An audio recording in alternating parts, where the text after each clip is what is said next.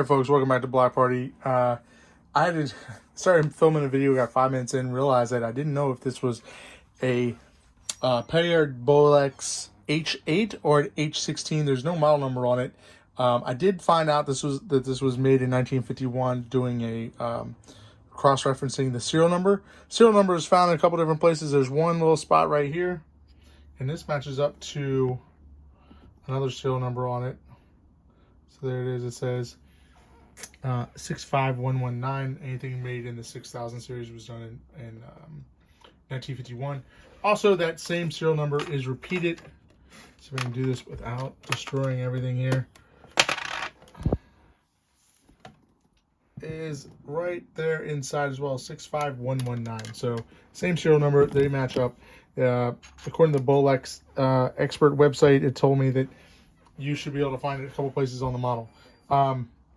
Now, as far as the lenses go, I believe they're standard C mount. They're threaded lens on the back, but I don't think that really matters as much on this because you have 5 lenses as it is, so you're getting a pretty good set of lenses to go with. A lot of stuff here. We've got some filters and some other things. The filters, for the most part, feel like they're useless. I don't know where they go. Like, maybe they go here. They don't fit. I'm an idiot. I honestly don't know anything about this. Literally learning everything I know about it tonight. So I'm kind of walking through it and trying to figure out what things are. The other reason why I think this is an H16 is on the H8 models. Hey there. On the H8 models, there's actually like a guide right here and right here for the actual spools. We have these spools in here. I just pulled them out so you can actually see the inside, and we'll put them back in and we'll go over why, and so on the H8s, those have actually guides within them, and on the H16s, when I looked at them on eBay, none of them had the guide. So that's my, that's why I think this is an H16. I could be wrong, and I've been wrong before, but I just wanted to say that. Now, I've pulled everything off of here. It's got a viewfinder here, and it's also got a rangefinder as well with this. And it's got a manual. It's coming apart. It's got a catalog, a couple inserts. There's a couple other things here. We've got a Kodak auto release. This takes the picture for you. So this is just like a little mechanism that goes on where it goes, how it goes. I am not entirely sure, but that's that. And it's got some string. Auto release lever. Anyways, probably included. I don't know if it works, but I'm just throwing it in there. It also has these AGFA, these are like filters, and there's green, orange, and red. Again, don't know where these go because they don't fit on any of these mounts here. I don't know what thread that's for. Yeah, I don't know. I mean, that's whatever. And one of them is pretty scratched. The orange filter's got a pretty big scratch on it. So, but I'm throwing them in there just because they came in they're in the box. So they're in this case. So they're gonna go right in here. And yeah, when I get done here after I've taken all the photos, there's also this. This was on one of the lenses as well. So yeah, there's that. One has a lens cap. And 3 of them have the lens backs. So there's that. 3 of them also have like hoods on them as well. Like this one right here has a hood. Yeah, this is the Telemigor f4 15 centimeter from Meyer Gorlitz. So there you go. There's that. It's freaking like a scope for a rifle, I guess. Looking through these, there is some dust in the lens. There's no mold, but there's definitely dust in there. You can hear that. So I try to go over the lenses here. Also looks like there's some haze in there. I don't know if that's just... The lens looks pretty good. It looks just a little bit hazy, I guess you could say. So while we're here, I might as well go over the lenses. Let's see here. Oh, there we go. So there, that changes the aperture there. I think that's what they call that in film. I do. I'm not really a Cine person, but yeah, I mean, it feels like there's a little bit of haze in there. Anyways, that's one lens. Comes with it. That's the 15 centimeter f4 Telemigor lens. So it's probably made in Germany. There's this lens right here. This is definitely made in Germany. This is the Telemigor Meyer Gorlitz 10 centimeter f4 lens. Also, it's got dust. Like I said, it's got some dust in there. Can't really see. Maybe if I... There we go. See the dust? Yep. That's exactly what I wanted to do there.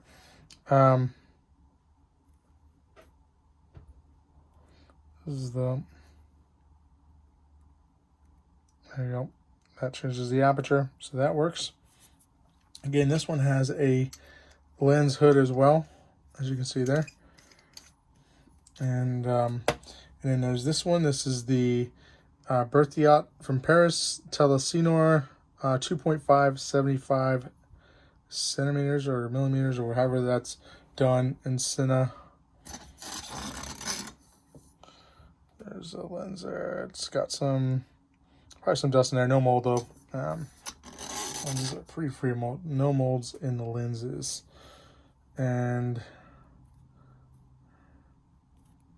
trying to get the, there we go. There's the, that's a little bit more, it takes a little bit more to do that there. It's just, it's up, there's that. And then we've got the Sweetar 25 millimeter 1.4 AR lens. Different from camera. There we go. Aperture changes on that. Again, that lens is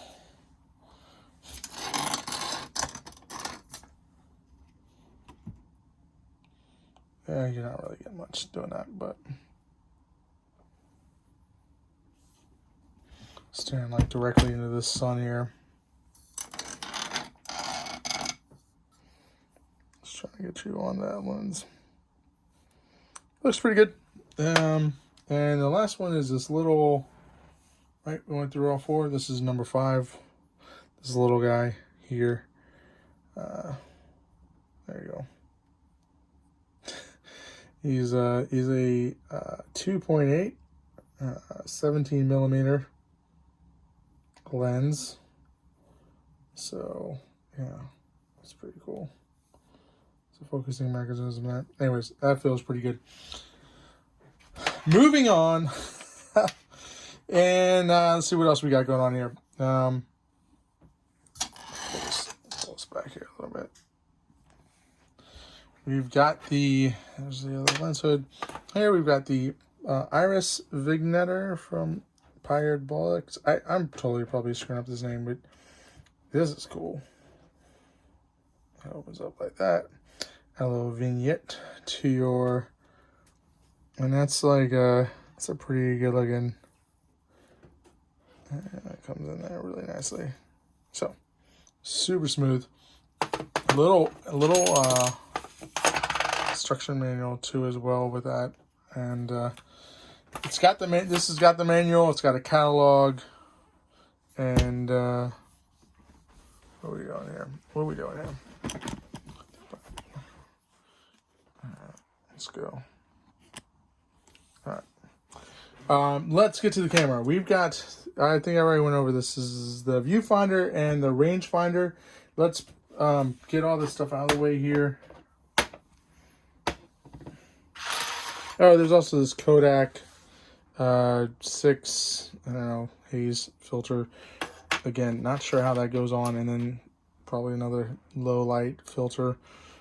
There, you got this little, I don't know where that goes, but it was in, again, it was in this box. So, and then there's a crank mechanism for the winder. You can wind it with this. There's a winder on the side, or you can use this to wind it as well. So put this over here. Huge lot. Plus you got the spools as well. Let's put these over here. All that good stuff. And make some room. We've got a key for the box. Make room for the main event. We got the here's this, and here's the inside. Looks, I mean, it looks really clean in there. Let's go in there, real nice. There we go. Super. There, you got the serial number right there, like I showed you. You got these. I mean, the chrome in there, it looks freaking pristine. Let's. Do I have this wound? There you go. There's that. That's a take-up reel, right? This is where your main thing comes in. You just feed this into here, goes down into here, and comes out down into the take-up reel. That works. You've also got, so let's put the spools on there since we got that going. Take a photo of that for my eBay listing. Yeah, that looks really good. I wish it let me know that I took a photo. Strap on top here. Okay, let's put the spools in. There's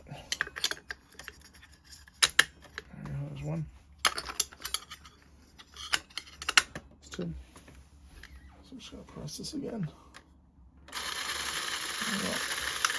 Boom. Pretty excited that that works. That's in really good condition too, I think. I mean, could be wrong. I mean, 1951 to now, I mean, we're looking at 71 years. 71 years. This is 71 years old. That's pretty good condition for something that's 71 years old. Instead, this is an added accessory to it as well. We've got, I've showed you the rangefinder. There's the door as well. This all comes with it, so I don't want you to think that it's missing. I just want to be able to take photos of this stuff without it being on there.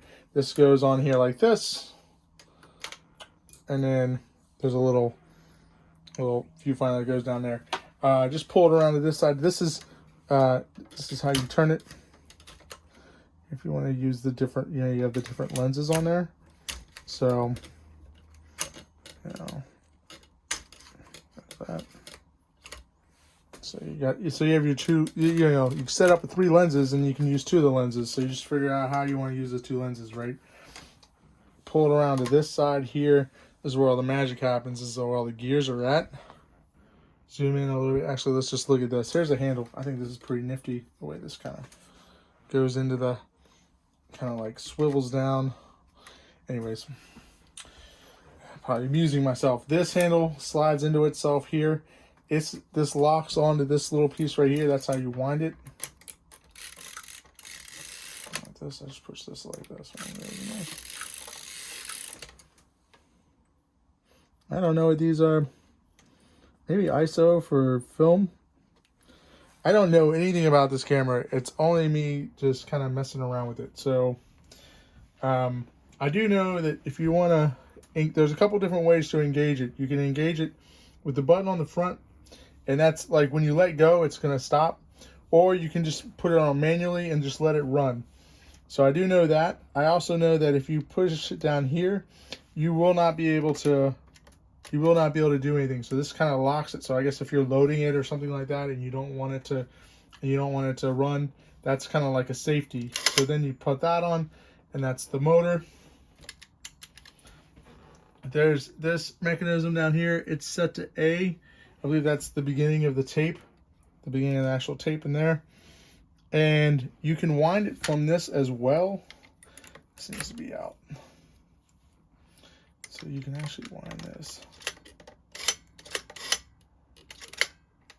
I think you got it. Anyways. Uh-oh. So there is that aspect to things. So I think I just actually like took something out. Oh well. That's in there. And then I don't know what this does. So just whatever. I don't know what that does. There. So like I said, there's that way and then there's that way. So then you can engage it like that, and that's how it works. Slide this in, I guess, out of use. This moves, so this could go down or out of sight, whatever you want to do. That's the overview of the Paillard Bolex. I'm sorry, it's a 15-minute overview. Let's look at the actual unit here. Let's see it in the dark. Looks really, really good. Why don't we look at this too as well? You're going to want to see that working. The shutter.